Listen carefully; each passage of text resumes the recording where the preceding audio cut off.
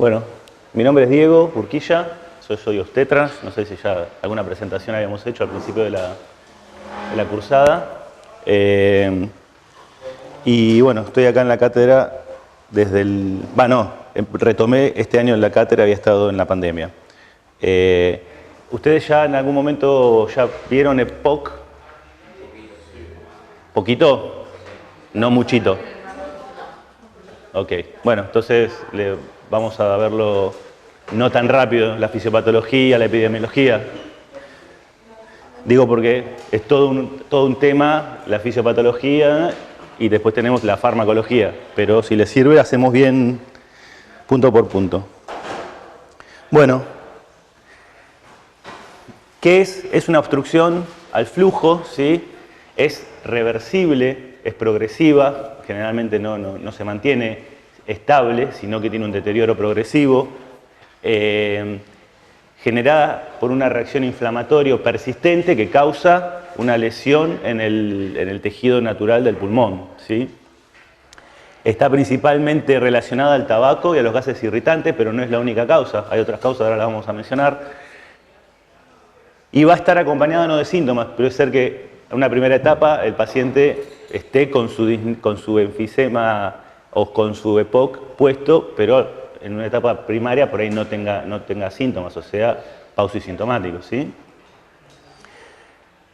Y esto es muy importante, el punto del humo del tabaco y los gases, porque el humo del tabaco va a representar el 75% de las causas de EPOC, ¿sí? No es una cosa menor, porque conceptualmente la enfermedad, la EPOC, es un cuadro reversible y es un cuadro prevenible, ¿sí? Uno puede dejar de fumar, no es sencillo a veces, pero puede, y uno puede o debería poder cambiar las condiciones laborales si está expuesto a gases en el medio de trabajo, ¿sí? ¿Cuál es la importancia en números? Fíjense que del 2000 al 2016 pasó de cuarta causa de muerte a tercera causa de muerte, ¿sí? Vamos a ver ahora una distinción. No es lo mismo países pobres que países más acomodados, ¿sí? Con mejor ingreso per cápita.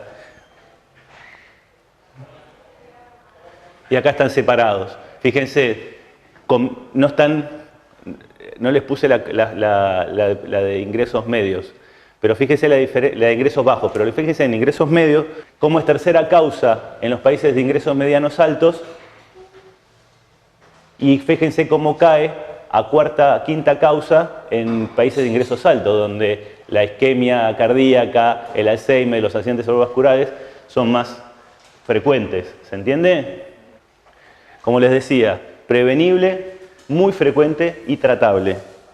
¿Qué tan frecuente es? Causa 8 millones de muertes anuales, ¿sí? Es interesante saber que de estos otros 8 millones, el 12% son fumadores pasivos, ¿sí? Y dentro de este 12% de fumadores pasivos, la que llaman la peor parte generalmente son las mujeres. ¿Está bien? ¿Cuánto aporta Argentina a la tasa de muerte anual? 47, 49 mil personas muertas al año. ¿Está? Perdón. ¿Cuáles eran las causas? Decíamos que no era solamente el humo del tabaco. El otro 25% se va a repartir en el déficit de alfa-1 antitripsina, o sea, las determinadas genéticamente. Las hipoplasias pulmonares o las lesiones pulmonares muy precoces debido a prematurez, sobre todo, ¿está bien? En cualquier momento me van parando.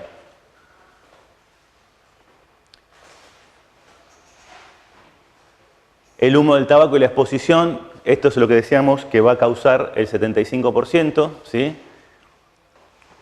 Tenemos principalmente riesgos profesionales y el tabaco, ¿sí?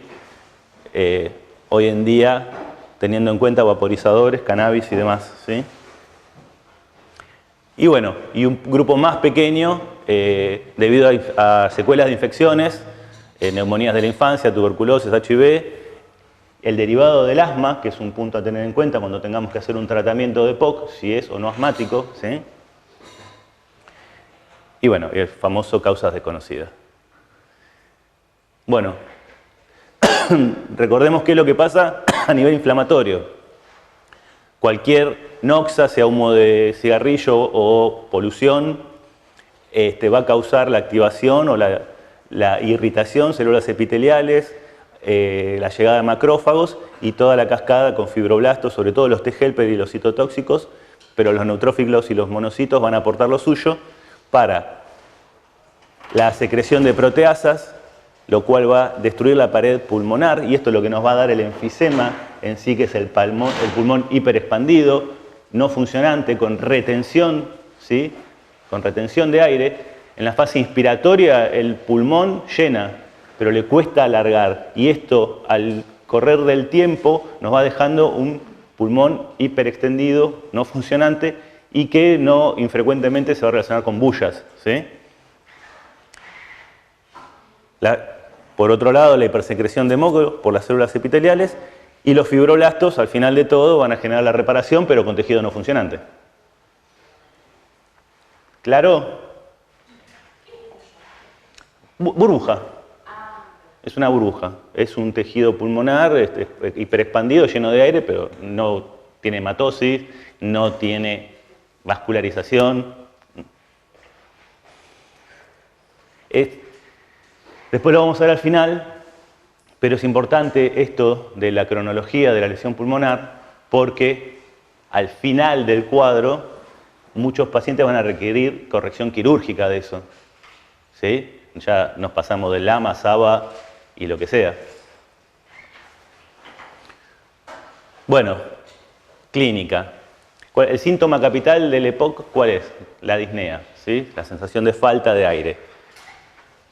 Por supuesto, puede ser silente al principio, ir progresando, quizás sea lo más frecuente, pero algunos que pueden tener un comienzo brusco directamente. Acompañado de tos o sibilancias, si no, perdón, no tengo EPOC. La tos y la expectoración son variables, ¿sí? Y en etapas avanzadas puede haber pérdida de peso y, por supuesto, puede terminar en una malignidad, ¿sí? En una derivación a cáncer. ¿Qué tipo de paciente nos vamos a encontrar? Bueno, un paciente que no, con sensación de falta de aire, ¿sí? Con este malestar, con estas fases de desasosiego, un tórax en tonel, por esto que hablábamos del pulmón hiperexpandido, del enfisema, ¿sí? La fase expiratoria es prolongada porque ingresa, pero le cuesta salir, y actitudes que favorezcan la respiración con los músculos accesorios de la respiración, o sea, mete mano a todo para poder mantener la oxigenación, ¿sí?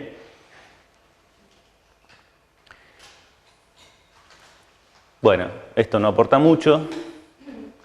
Después ¿por qué no aporta? Porque después lo vamos a ver bien, ¿qué es una exacerbación? Porque uno dice, exacerbaciones, ¿qué? Bueno, el tipo se puso mal, pero ¿qué parámetros voy a tomar para hacer una exacerbación? Ahora lo vamos a charlar. Pero por lo menos para mencionar que las exacerbaciones son importantes porque nos van a estratificar al paciente. Entonces, ahora yendo a la terapéutica, hasta acá, ¿cómo venimos? ¿Seguimos? Bien.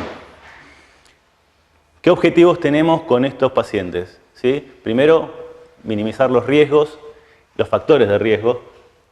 Básicamente, 75% tabaco, polución, dejemos de fumar, ¿sí? Les anticipo, ya les cuento un poquito algo del final. Dejar de fumar, la oxigenoterapia y las cirugías son los únicos que modifican mortalidad. ¿Está bien? Todo lo demás va a tratar los otros puntos, ¿sí? Pero ¿cuál es el problema? Salvo dejar de fumar, que sí reduce la mortalidad, por lo menos si se pudiera, antes de la lesión grave, la oxigenoterapia y las cirugías son de fases muy avanzadas de la enfermedad. ¿Está bien? Reduce la mortalidad en un estadio donde la mortalidad es alta. ¿Se entiende? No es gran negocio, ¿sí? Bueno, ¿cómo vamos a diagnosticar la EPOC? Bueno, básicamente con la espirometría, ¿sí? La espirometría, ¿cómo se hace? Post-broncodilatador, ¿sí? Cuando la relación BEF1 con la capacidad vital forzada nos da de 70 o por arriba, está bien, ¿sí? Por debajo, bueno, ahí dice, leve es mayor al 80, pero el corte está en 0,70, ¿se entiende, no? Y con eso lo vamos a estadificar. Una de las guías más importantes para estadificación y recomendaciones de tratamiento, con las limitantes que siempre hacemos en la cátedra de cuáles son las limitantes de una guía, ¿sí? Eso lo van visualizando, ¿no? Cuál es la intención que tenemos en la cátedra de que ustedes se vayan llevando el concepto, ¿no? ¿Cuál es una información de primera mano, un buen estudio, ¿sí? Que compare una población con otra población y nos dé un resultado? ¿Y qué es una guía? Entienden que tiene limitaciones que durante el transcurso del año van a ir desarrollando habilidades para discernir, ¿sí? Pero en la práctica diaria las guías son útiles, ¿sí? Siempre tenemos que tener una lectura crítica, pero son útiles. Hecha esta aclaración, gran parte de todo lo que vamos a charlar está basado en las guías, sobre todo la guía Gold y algunas que otras guías que pueda haber de Nación, ¿sí? o de España. Así que bueno, ¿se entiende el diagnóstico? ¿Vamos bien? Seguimos. Hasta este año, esta era la estadificación, la estratificación de pacientes según la guía GOL o según los consensos internacionales, porque acá es todo bastante homogéneo, ¿sí? Diagnóstico confirmado, postbroncodilatador, 70% o menor. Vamos a valorar la gravedad, ¿sí? Si tenemos, no es lo mismo tener 70 que tener 30 de capacidad vital forta de BF1, ¿sí? ¿Se entiende? Entonces, si tenemos menos de 30, estamos en el 4, 30 a 49 y así sucesivamente. Y luego acá se complejiza un poco, pero no es tan difícil. Ahora se los voy a mostrar. Estas son las exacerbaciones, ¿sí? Si tenemos mayor a 2, mayor a 1, con hospitalización, 0 o ninguna exacerbación, todo sin hospitalización. Entonces, nos daba 4 grupos a tener en cuenta con 4 enfoques distintos de tratamiento. Pero esto también se relacionaba con unos cuestionarios que ahora les voy a mostrar sobre cómo es la disnea del paciente, ¿sí? La modificación del 2023 es esta. Continúan las exacerbaciones, el ingreso hospitalario, eso es igual, el cuestionario queda igual, pero C y D se transforma en E, ¿sí? Con las recomendaciones para usar los anticolinérgicos y los bloqueantes beta. Y en algunos casos los corticoides. ¿Seguimos? Estos son, de acá salen el MRC, que es el Modified British Medical Research Council, nada, cuestionarios, 4 puntos. Abajo el CAT. El CAT era COPD Assessment Test. Es la prueba de diagnóstico del EPOC, ¿sí? Ahí está el Assessment Test. ¿Está bien? También puntuación del 1 a 5 para nunca toso, siempre toso, mucosidad, ¿sí? Opresión. ¿Está bien? Esto de memoria no hace falta que lo sepan, pero tienen que saber de dónde surge esa puntuación que está ahí abajo. Con respecto a que no todo es tabaquismo y o polución, se pueden hacer pruebas de déficit de alfa-1 antitripsina y para valorar digamos, el impacto de la enfermedad sobre el paciente tenemos la radiografía, la tomografía, la gasometría, biomarcadores. ¿Están familiarizados con la PCR, la procalcitonina? ¿Saben para qué es? ¿Son reactivos de fase infecciosa? ¿Nos pueden hablar de sepsis y otras cosas? Perfecto. Bueno, después la saturación creo que en algún lado lo tenemos, pero es para el final. Donde tenemos que tratar de no llegar, ¿no? Por supuesto. Bien, entonces esto es el concepto de exacerbación, ¿sí? Es un evento con disnea, tos, esputo, que empeora en menos de 14 días. Acompañada, o no, con taquicardia, taquipnea, ¿sí? ¿Debido a qué? A un aumento de la inflamación o una infección sobreimpuesta. Bueno, y ahora entrando a cuáles son las indicaciones o las recomendaciones para el tratamiento farmacológico, ¿sí? Vamos a ver un poco más acotado, ¿no? Porque en asma se vio mecanismo de acción de anticolinérgicos y de beta bloqueantes, ¿sí? Sobre qué actúa cada uno. Está claro, los beta 2 no van a actuar sobre el músculo liso, sobre otros receptores celulares que contribuyen a la inflamación y demás. ¿Se entiende? El que no entiende diga no. Bárbaro.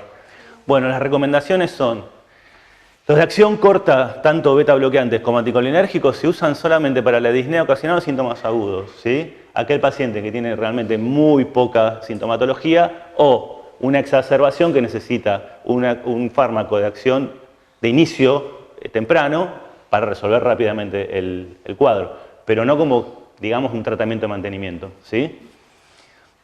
La preferencia es usar de larga duración, beta bloqueantes o antimuscarínicos, ¿sí? Y esto sí está aparentemente, esta es la parte de la guía donde uno dice, bueno, tengo que hacer una investigación más profunda, a ver de dónde surge que realmente tengan más o no, pero bueno, nosotros tenemos que saber las dos cosas, las recomendaciones y saber que tenemos que ir a buscar los comparativos. La recomendación son los LAVA y se recomienda ya directamente empezar con terapia doble, ¿sí? Un LAVA más un LAMA. Si el paciente ya venía con una monoterapia, porque esto quizás algunos pacientes ya vienen tratados desde antes con un solo broncodilatador, ¿sí? Si están estables, por ahí lo dejás, pero si hay un aumento de los síntomas, pasas a terapia doble. Parecería estar visto que de ellos dos, el que mejor tiene, ¿cómo decirlo?, más prevención de exacerbaciones y modificación de los síntomas es el LAMA, ¿sí? Y por supuesto, ya lo venimos charlando desde asma, la vía de administración es la inhalada, ¿sí? Punto interesante, tienen que saber qué recomendaciones darle al paciente para inhalar, ¿sí? ¿Qué diferencia hay con el espaciador, el no espaciador? ¿Sí? ¿Qué ventajas tienen? ¿Por qué se utiliza esto? ¿Sí? ¿Dijiste LAVA o LAMA? Tendría que haber dicho, ¿para? ¿Prevenir exacerbaciones? Dije LAVA es LAMA. LAMA. Igual está bien escrito, quizás lo dije mal, pero está bien escrito en la diapo. Bueno, nada, repaso de antagonistas de los receptores muscarínicos. Nosotros principalmente van a tener una acción M3, algunos tienen acción M1 y algunos tienen acción M2, ¿está bien? Pero sobre el músculo liso es principalmente el M3, ¿sí? A través de la GQ y el aumento del IP3 y del calcio. ¿Qué efectos adversos se ven generalmente con los antimuscarínicos? Sabor amargo en la boca, sabor metálico, boca seca, visión borrosa. Eso ya lo fuimos viendo. Este es un recordatorio, ¿sí?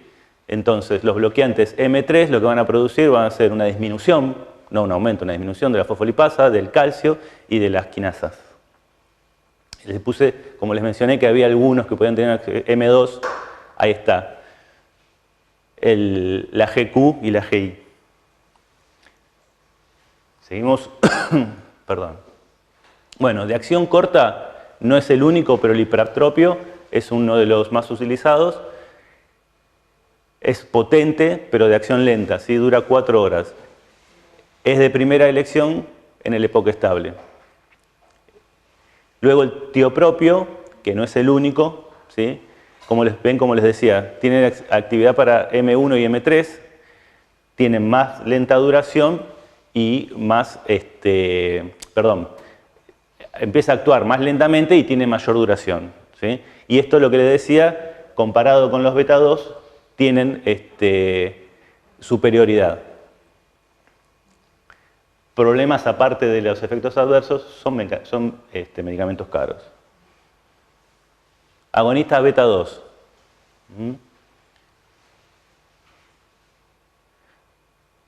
AMP cíclico, toda la cascada de acontecimientos.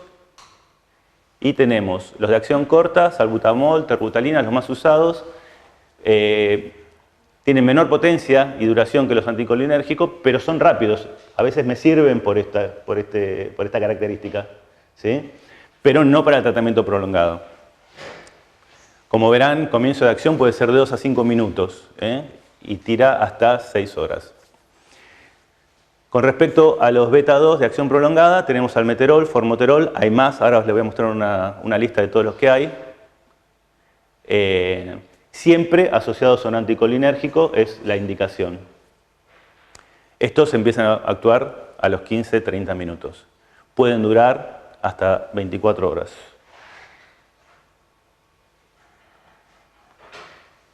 A tener en cuenta tanto los antimuscarínicos como los beta bloqueantes, y es uno de los problemas que hay que tener en cuenta siempre, todos aumentan el riesgo de eventos cardiovasculares.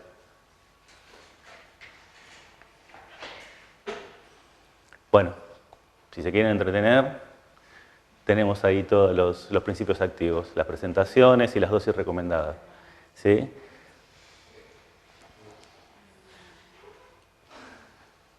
Pensé que se iba a ver mejor. Pero bueno, más o menos ya los conocían. De acá el umeclidinio, el oloalterol, indacaterol, todas esas cosas, ¿les suena?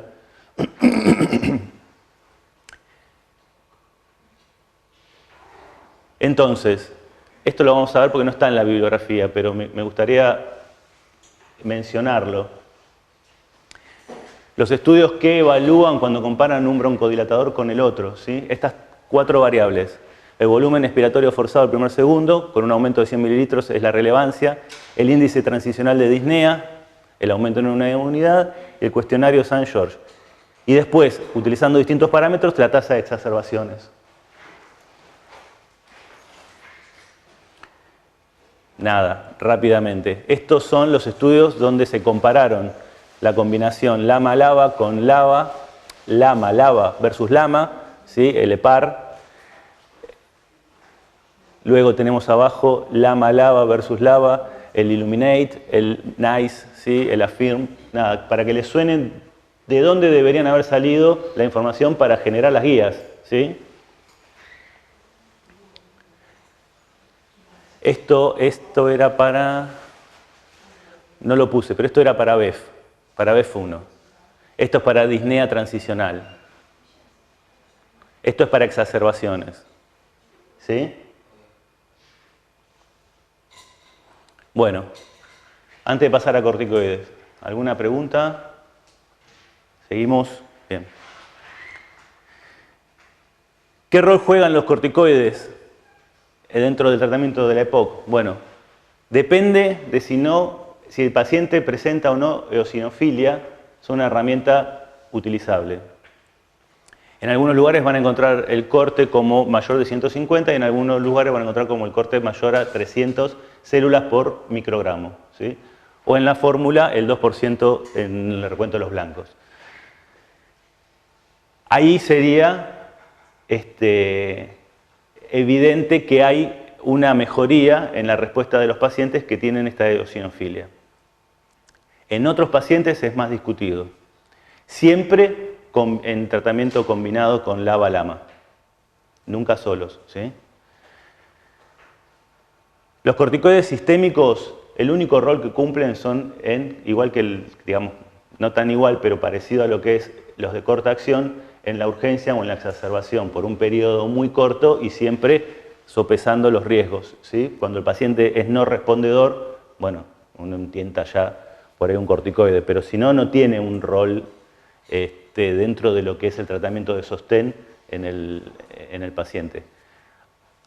A diferencia del corticoide inhalado, que sí tiene un rol en el tratamiento de mantenimiento del paciente que presenta las características de la eosinofilia. Los riesgos de los inhalados ya los conocen. Neumonía, candidiasis, disfonía y moretones. Y en el oral es el aumento mayor del riesgo de la neumonía y una miopatía que puede causar una debilidad muscular que encima le empeora el cuadro de ventilatorio. Bueno, y lo último que tenemos es teofilina, ¿qué rol cumple? Nada, solamente si no disponemos de los bloqueantes antimuscarínicos y de los bloqueantes beta 2. Otro concepto, los corticoides inhalados nunca en monoterapia, corticoides orales nunca para un tratamiento de mantenimiento. Los mucolíticos y los antitusígenos no van a demostrar digamos, una tasa de sobrevida, pero en momentos especiales pueden o no mejorar, digamos, los síntomas, ¿sí? No son tratamientos de sostén puntualmente. Y bueno, cuando ya las cosas están en otros estadios, vamos a tener que usar antibióticos, los inhibidores de la fosfodiesterasa, y después para las otras patologías o las otras causas tienen otros tratamientos, ¿sí? Puede haber tratamientos específicos para el déficit de alfa-1 antitripsina y así sucesivamente, para las hipoplasias de los recién nacidos, ¿sí? Hay otros tratamientos. Bueno, esto está, después se los dejo a ustedes, en el resumen de la guía Gold, creo, ¿sí? ¿Lo vieron? Bueno, está la bibliografía. Acá los tenemos separados por cuando predomina la disnea o cuando predominan las exacerbaciones. Y acá tenemos lo que les decía, los eosinófilos en sangre, lo toma como 300, ¿sí? Pero en otras bibliografías los toma como 150. Y acá, como ven, es donde tiene el rol del corticoide inhalado.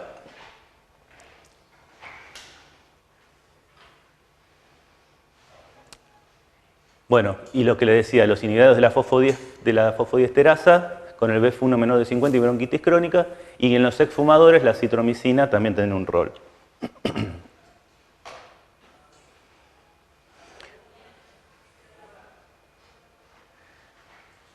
El punto primero es para mencionarles que no solamente el tratamiento es farmacológico, ¿sí? Hay terapias de rehabilitación pulmonar que el paciente puede hacer, ¿sí? Es todo un capítulo de la EPOC. Y como les mencionaba, la oxigenoterapia, que también tiene sus indicaciones, ¿sí? Hay que ver el estado del paciente, hay que ver la saturación, cuándo le pedís, gases en sangre y demás. Todo otro capítulo, te diría otra especialidad, que puede ser ambulatoria o puede ser una oxigenoterapia de un paciente que se trona en la guardia y necesita asistencia internado, en terapia o en piso, ¿sí? Y por último, cuando la etapa histológica ya del pulmón nos da estos enfisemas, estas partes no funcionantes o bullas o lo que sea, el tratamiento lo pueden encontrar como de reducción pulmonar o los ingleses, los americanos le dicen debulking, ¿sí? Y nada, esto les mencionaba, dejar de fumar, oxigenoterapia y la reducción quirúrgica pulmonar son los únicos 3 puntos que reducen mortalidad. Todo lo demás reducen síntomas, exacerbaciones y demás, ¿sí? Bueno, vacunas. Claramente son pacientes susceptibles, necesitan un esquema de vacunación completa, antigripal, COVID y neumococo, ¿sí? ¿Se acuerdan? Neumococo, según mayor de 65, menor de 65, son distintos esquemas, ¿sí? Según recibieron en alguna vez o no recibieron alguna vez, distintos esquemas de vacunación. Bien. Creo que acá termina EPOC. ¿Cómo vamos? ¿Se bancan un tabaquismo? Y se lo van a tener que bancar. Bueno, como les decía anteriormente, 8 millones de muertes anuales, ¿sí? Con la salvedad de que el 12% de estas 18 son más o menos 900.000 personas que se mueren anualmente por ser fumadores pasivos. De los que fuman, la mitad van a morir prematuramente, ¿sí? Y ahí está nuestro aporte a la economía mundial, con casi 50.000 muertos anuales. Tomado desde otro enfoque, los cánceres de pulmón, el 90% se relacionan con tabaquismo. De las muertes por causa pulmonar, el 60% fumaba. De los que tienen infartos, 1/3 fuman. ¿Se entiende? Y después, obviamente, ¿no? Embarazo, retardo de crecimiento, parto prematuro. Y lo que mejor se relaciona con la gravedad del cuadro es la cantidad, es la carga tabáquica, ¿sí? Cantidad de cigarrillo fumado por cuántos años. Hay una fórmula, ahora la vamos a ver.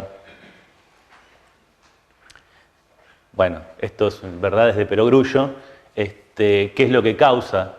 A nivel psicológico, adicción, en el cerebro puedes tener accidente cerebrovascular y cáncer en donde quieras, ¿sí? Desde leucemia, el famoso cáncer de pulmón, cáncer de esófago, cáncer de, gástrico, hígado, ¿sí? Te destruye la piel. Esto lo pueden encontrar en cualquier lado. Antes de pasar a la nicotina, porque ayer había terminado todo esto y digo, che, pero pará. La nicotina, muy bien, es la que causa la adicción y todo, pero ¿qué más hay en el humo del tabaco? Bueno, tenés algunos lugares que dicen, como el Ministerio de la Nación, 7.000 sustancias tóxicas, con 70 sustancias cancerígenas. Te cuento, tenemos benceno, nitrosamina, benzopropileno, cadmio, nada, algunas asustan. Ácido cianhídrico, esa es tremenda. Plomo, arsénico. No vamos a ver las 700 o las 7.000, pero se entiende el punto, ¿no? Lo que te destruye el pulmón no es lo mismo que te da la adicción, ¿está bien? Más allá de que es un problema de adicción, pero también es un problema de hábito, ¿está? Así que bueno, rápidamente, la nicotina, una amina terciaria, en su forma ionizada, atraviesa fácilmente la barrera hematoencefálica y se va a ir a meter con la dopamina. El doctor no va a tolerar este tipo de veloz introducción al funcionamiento, pero bueno, no creo que haya tanto tiempo como para hablar bien de todo el circuito de la dopamina y demás, pero lo vamos a mencionar, ustedes lo van a tener que saber un poco más profundamente, ¿sí? Y una cosa interesante, ¿cuánto tiene de nicotina cada cigarrillo? ¿Sí? De 1 a 2 miligramos. ¿Está?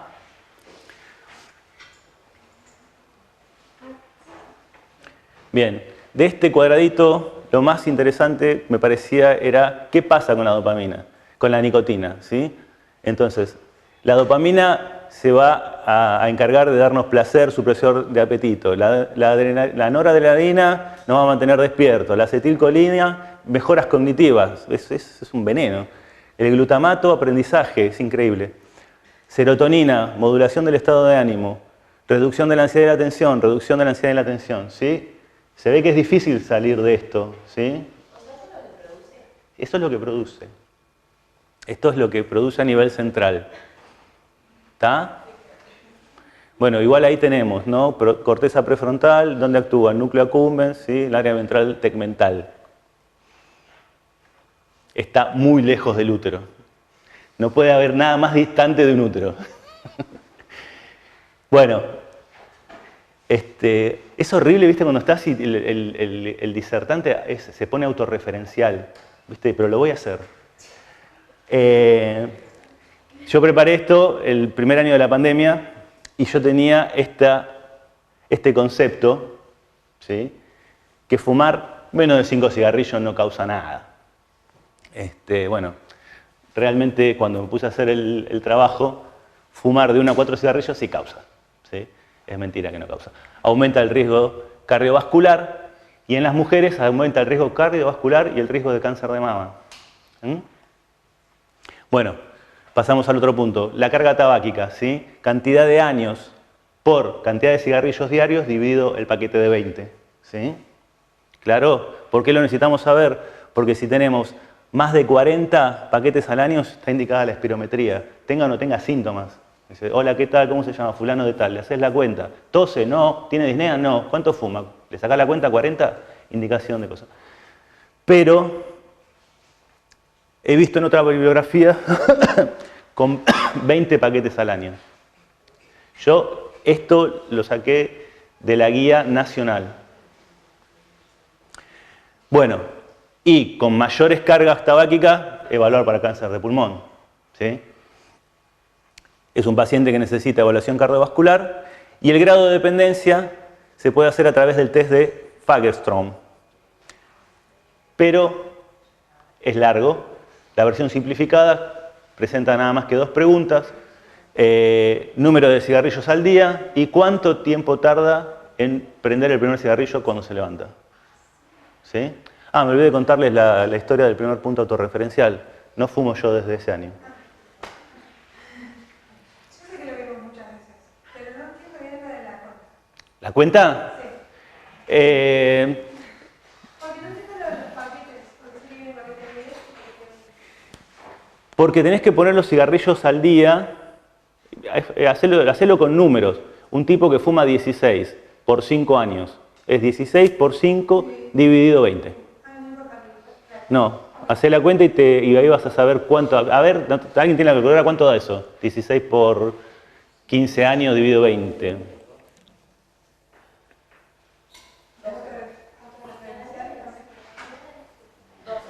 12.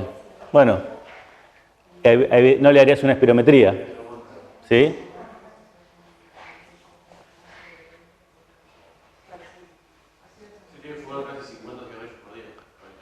Depende de cuántos años, porque, a ver, el que fuma muchos cigarrillos al día le va a dar 40 rápido. Y el que fuma pocos, pero hace 25 años, también le va a dar la cuenta, ¿sí? Bueno, antes de pasar a lo farmacológico y demás, ¿cuál es el rol del médico, ¿sí? Primero, por supuesto, hay que averiguar si quiere o no quiere, si fuma o no fuma, ¿no? Primero. Segundo, si quiere o no quiere dejar de fumar, ¿sí? Esto es como cualquier otra rama de la medicina, no desde un punto de vista ni de la soberbia, ni de poseer un conocimiento extra o superior, sino desde el acompañamiento, ¿sí? No juzgamos a la persona. Por otro lado, vieron la cantidad de mecanismos que están en juego que hacen que tenga una dependencia, sin contar el hábito, ¿está bien? Por supuesto, si está interesado o si no está interesado, siempre se aconseja el abandono, ¿sí? Luego, si está dispuesto a dejar de fumar, ahí es donde insistimos. La ayuda tiene que ser activa y después, bueno, las herramientas conductuales o farmacológicas, ¿sí? Las herramientas farmacológicas no se utilizan porque sí, tienen indicación. Ahora vamos a ver a quién le corresponde o no, ¿sí? Y luego, el acompañamiento no termina ahí. El paciente, por decirlo de alguna manera, tenía una adicción, tenía una adicción o tiene una adicción, o sea que puede completar todo el proceso, pero al cabo de un tiempo puede tener una recaída. Bueno, esta es como la de qué causa, pero qué beneficios tiene dejar de fumar, ¿sí? Bueno, a los 20 minutos se normaliza la presión arterial, la frecuencia cardíaca, a las 8 horas disminuye la nicotina, a las 12 horas mejora la oxigenación, disminuye el monóxido y ya tenés la mejoría de disfunción endotelial venosa a las 24 horas. Bueno, seguimos así, importante, de 2 a 4 semanas, desaparición de ira, ansiedad, o sea, empiezan a mejorar los síntomas de dependencia, ¿sí? El insomnio, la depresión, y mejora el HDL, el LDL. Al tercer mes, de 2 semanas a 3 meses, empieza a disminuir el riesgo de infarto de miocardio, ¿sí? Mejoría de la función pulmonar. A los 10 años, recién ahí es una inversión, la disminución del riesgo en la aparición del cáncer de pulmón entre 30 al 50% comparados con los que siguen fumando. ¿Sí? A los 15 años, el riesgo de enfermedad coronaria es comparable al de una persona que nunca fumó.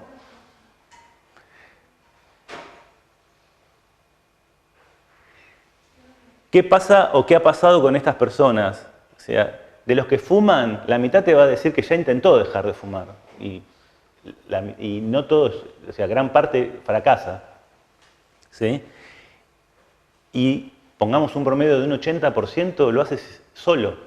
No recibe ninguna ayuda de ningún tipo.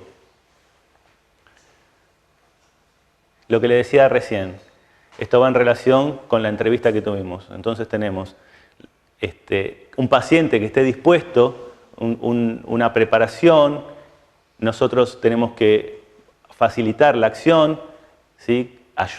Acompañar en el mantenimiento para evitar la recaída. Primero para que lleguemos a la parte de la decisión de dejar de fumar. Y segundo, para que la mantenga. Hay otras medidas, claramente, y que han demostrado, algunas de ellas una gran utilidad, que son, que algunas exceden, por supuesto, a la medicina, por ejemplo, que los alimentos tengan un rombo negro o que la ley de tabaco exista, si bien es un problema de salud, es algo que nos excede. O sea, o por lo menos tenemos la misma responsabilidad que, digamos, o un poquito más por ser profesional, pero digamos, somos parte de la población, del electorado, es otra cosa, ¿sí? A ver, ¿por qué los países desarrollados tienen menos EPOC y se mueren de accidente cerebrovascular, de viejos o de Alzheimer? Y los pobres se mueren con el EPOC, ¿sí? Porque están más desprotegidos legalmente.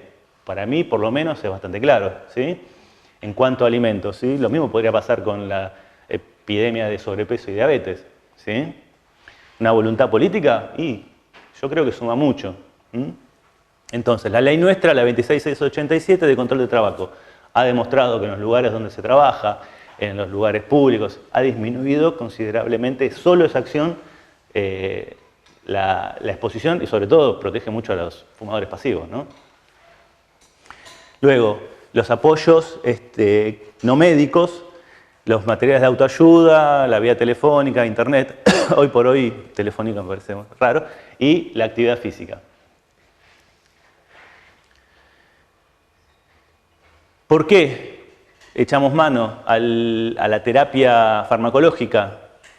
Primero porque hay que pelear contra todo este sistema de liberación de dopamina, y aparte porque está visto que duplican o triplican la probabilidad de éxito de dejar de fumar, ¿sí? Por supuesto, es imposible decir, bueno, tomate este comprimido y nos vemos en un año que vas a dejar de fumar. Es un abordaje mucho más complejo, ¿no? Entonces, como les decía, a todos no, ¿a quiénes? Acá volvemos al 3 de Fagerström. Los fumadores de alta dependencia, ¿sí? ¿Cuáles eran? Los que tenían una cantidad de cigarrillos muy alta o los que se levantan y antes de la media hora se prenden un cigarrillo, ¿sí? El que fuma 15 en la primera media hora, y vamos a incluir a aquellos que solicitan y ya tuvieron intentos y tuvieron recaídas. Bueno, resume todo lo que vamos a ver ahora, sobre todo resume la posología, ¿sí? Los parches de nicotina, los chicles de nicotina con su dosis, el bupropion de 150 a 300 miligramos, y no está la vareniclina. Ahora vamos a ver por qué.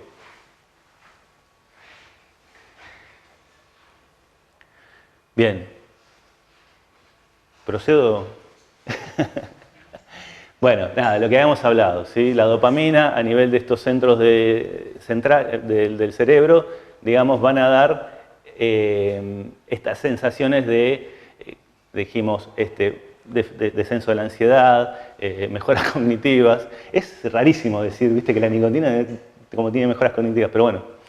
Y en este circuito, los parches de nicotina, la vareniclina y el bupropion van a tender a morigerar, ¿sí? Los síntomas de la supresión nicotínica. ¿Cómo lo van a hacer? Bueno, los parches de nicotina, obviamente, por su acción directamente, similnicotina. Lo que son, ahora lo vamos a ver, pero la lógica es usar una dosis decreciente por otra vía que no sea la de fumar, nicotina, para ayudar a la deshabituación, sobre todo a los síntomas de withdrawal, de cese de tabaquismo. La vareniclina, siendo un agonista parcial sobre los receptores nicotínicos, y el bupropion, fármaco de propiedades anfetamínicas que inhibe la recaptación de serotonina. Bueno, ¿cuál es la lógica? Les decía, de los parches de nicotina son dosis decrecientes por una vía distinta al consumo del cigarrillo. Chicle, spray nasal, en forma y cantidad suficiente, esto es personalizado, para que disminuyan los síntomas y se consiga la deshabituación, ¿sí? Como les decía, vienen en parches, chicles, comprimidos, cada uno con sus dosis que estaban explicadas anteriormente. En términos absolutos, comparados con placebo, hay hay un 6% más de éxito, ¿sí? Sobre todo en los pacientes que usan spray nasal, ¿sí? El problema del spray nasal es que puede generar una dependencia al spray nasal. También está visto que cuando se los combina, un chicle, un parche, tienen aumento de la tasa de éxito. ¿Sí? Pero no están exentos de tener sus efectos adversos, ¿sí? Por ejemplo, si estás con chicle te puedes tener dolor mandibular, irritación de la mucosa oral, los parches pueden provocar eritema y picor. No sé si, ahora me pregunto si fue una buena elección picor. Bueno, sistémicos, los que están derivados de la inhalada. Puede ser molestias gástricas, alteraciones del sueño, palpitaciones, cefaleas, náuseas, mareos, sudoración, mialgias, nerviosismo. Consulta, ¿esta parte sobre el parche y chicle son de venta libre? Muy buena pregunta, no lo sé. No lo sé. Entendido que los parches, o sea, todos son de venta libre, menos el spray. Mira. El spray está recetado por un médico. Igual le subimos una guía del ministerio y ahí hace toda esta referencia, pero de haberla leído me suena que era solamente el spray. Che, No, pero yo lo he visto. hace frío, ¿por qué hiciste apagar el aire acondicionado? Sí, eso es una de las. El spray tiene receta médica. Hace frío. Claro. Bueno, pasamos al bupropión, ¿sí? Como decíamos, propiedades anfetamínicas. Inicialmente no fue comercializado para la terapia de sustitución, sino, no, para la terapia de sustitución es lo nicotínico. Para medicamentos, para la cesación tabáquica. Es un inhibidor de la recaptación de noradrenalina y dopamina leve, que provoca un efecto similar, pero nos permite ir bajando la dosis. Estos empiezan, no sé si estaba explicado en esta diapositiva, pero tanto el bupropión como la vareniclina se empiezan a utilizar antes de la cesación tabáquica, ¿sí? Por ejemplo, en el caso del bupropión son 7 a 14 días, ¿sí? O sea, mientras estás fumando, Exactamente, piensa dejarlo. exactamente. Lo que le llaman es el día D, antes del día D, como el desembarco de Normandía. No, literal. Esta es esta. Bien. ¿Qué tasa de éxito tiene comparado con placebo? Bueno, aumenta un 7%. 18 los que toman bupropión, 11.5. De 6 a 12 meses estamos hablando, ¿eh? En los que usan placebo, 11.5. ¿Sí? Ahora vamos a ver los efectos adversos. Tenemos alteraciones gastrointestinales, boca seca, insomnio, ansiedad, cefalea, bueno, malformaciones cardiovasculares congénitas y síntomas neuropsiquiátricos graves, hostilidad, agitación, depresión, inanición, comportamiento suicida. Ahora vamos a ver otra parte que es el estudio Eagles, el ensayo Eagles, pero terminemos primero con estos medicamentos. ¿A quién no? Embarazadas, niñas, adolescentes, pacientes que tengan trastornos convulsivos o que sean factibles de tener convulsiones, antecedentes de convulsiones, ¿sí? Pacientes de, bueno, lo que les decía, con riesgo de convulsiones, tumores del sistema nervioso central, bulimia, anorexia, cirrosis, uso concomitantes de inhibidores de la monoaminooxidasa, bueno, y demás. Vareniclina es un ansiolítico agonista parcial de los receptores nicotínicos. Lo iniciamos 7 días antes, ¿sí? Del día D. La duración del tratamiento 12 semanas, es con escalada de dosis hasta alcanzar el miligramo cada 12 horas. La abstinencia sostenida 6-12 meses de estos pacientes es del 25%, 13.8% más comparada con placebo. Por todo lo que vi, pareciera que desde el punto de vista de éxito a los 6 meses, este es el que mayor tiene, ¿sí? Pero hay un pero. Efectos adversos. El efecto adverso más frecuente es la náusea, ¿sí? 30% de las personas lo van a desarrollar. Otros, insomnio, o sea, causa lo mismo que fumar, por decirlo de alguna manera, ¿sí? Insomnio, irritación, agitación, todas estas cosas, cefalea, vómito, mareo. Tiene propuesto también riesgos cardiovasculares. Y tanto la vareniclina como el bupropión tienen aumento de los riesgos neuropsiquiátricos, ¿sí? Esto se trató de resolver en un estudio financiado por Glaxo y Pfizer, que se llama ensayo Eagles, y tiene peros, como decíamos anteriormente. Básicamente, el problema es que son eventos de ocurrencia muy bajos, ¿sí? Con lo cual necesita un desarrollo del estudio particular, ¿sí? Sin contar lo que necesitamos de independencia y demás, ¿no? Que no estuviera financiado por un laboratorio también sería lindo. Pero bueno, tenemos problemas de validación de la variable principal, insuficiencia potencia estadística, debilidades constatadas por la FDA. De hecho, la FDA no retiró la monitorización del fármaco, ¿sí? Sobre eventos neuropsiquiátricos, a pesar de este ensayo. Y, bueno, los evidentes conflictos de interés, ¿sí? Estas cosas son los que decimos que tenemos que estar atentos cuando estamos siguiendo una guía de tratamiento de diabetes, de EPOC o de lo que sea. Contraindicaciones: embarazo, niños, adolescentes y enfermedad renal en fase terminal. Bueno, otro pero. Año 2021, Pfizer se da cuenta que había un exceso de N-nitrosovareniclina, ¿sí? Encima del nivel de ingesta diaria aceptable, ¿sí? 730. Esto aumenta el riesgo, o podría aumentar, no está claro, pero está el riesgo de eventos relacionados con cáncer.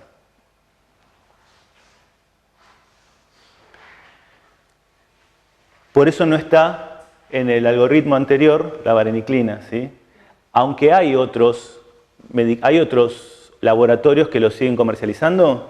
Yo por lo que estuve viendo en Argentina no hay. No, lo tenía Pfizer y caso no se consigue. Bien. Pero ahora te lo puedo garantizar. Perfecto.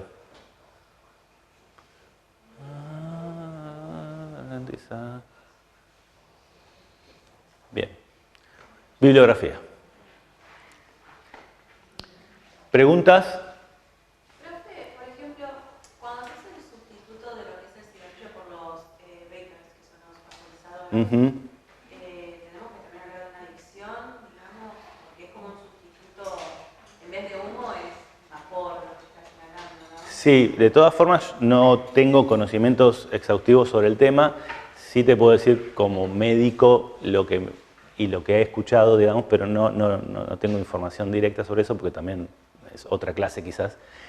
Yo le veo dos problemas. Uno es el hecho de que no te ayuda con la habituación, digamos, te está generando un patrón de comportamiento similar, a meter mano a un aparatito externo para calmar la ansiedad, eso juega en contra, me parece. Y segundo, de que hay una gran cantidad de productos que se comercializan que no están controlados. Y yo, hasta donde yo sé, ha habido problemas pulmonares debido a productos encontrados en esos liquiditos. ¿Vos me decís en una situación ideal donde estuviera bien controlado el liquidito y todo? Vino la moda, vino de España. Primero se popularizó mucho en España entre los jóvenes. Y cuando vino acá, bueno, era todo de importaciones, lo mismo las cápsulas, ese líquido que decís vos, que viene con sabores, todo, supuestamente viene con nicotina, sin nicotina. Y está hace muy pocos años, hace muchos 10 años, 15 años dando vuelta. Y en España ya hubo resultados de que se humedece el pulmón y chicos por ahí de 30 años tienen una neumonía como si tuvieran VIH y en realidad era tan progresivo el uso que se encapsula todo en los pulmones. y hablaban de que allá lo habían promocionado en su momento mucho porque no era humo. Está bien, pero a ver, yo tengo la misma información que vos, pero lo que falla es el organismo controlador, digamos, ya no es ni un problema de farmacología, es el organismo controlador el que falla. En Argentina está, digamos, no están aprobados, o sea, por eso digo, no, tampoco lo menciona, o sea, no hay aprobación del uso de No, pero se usa mucho. Es decir, digamos, que se use, no quiere decir que no, claro, muchas cosas se usan mucho, Sí, pero en realidad no tiene aprobación. Es más, en la guía del ministerio que le pasamos es larga, pero si quiero coger estas partes, habla también en una cuestión de esto, donde se menciona claramente que no tienen una aprobación para este uso. Después alguien lo use, bueno, usted no quiere decir usar. Responsabilidad. También lo que decía mucho es que vos no puedas regular la cantidad de nicotina, que ese es el mayor problema. Entonces, no se sabe cuánta nicotina estás consumiendo, como son gotitas y de lo que querés, toda esa cuestión, es como que genera un gran problema, porque vos tenías mucha nicotina. Es la misma información que comparto yo, pero no, con esto, digamos, se puede sacar un poquito más de lo del ministerio, pero no está aprobado, digamos. No, pero como hacía varios años que se lo doblaba como un reemplazo de cigarrillo. Y bueno, fue por esa moda que vino acá a Argentina. Y hay mucha gente que es fumadora, pero tiene el electrónico, el cigarrillo electrónico. Claro. Y se lo usan como reemplazo. No. Sí, bueno. No es reemplazo de nada, es lo mismo. Pero bueno. Sí, digamos, el ciudadano no está protegido claramente en varios aspectos. Hemos tenido hasta venta de vinos con alcoholes no aptos para seres humanos en Argentina, así que, digamos, es difícil. Así que bueno, están liberados si no tienen ninguna pregunta.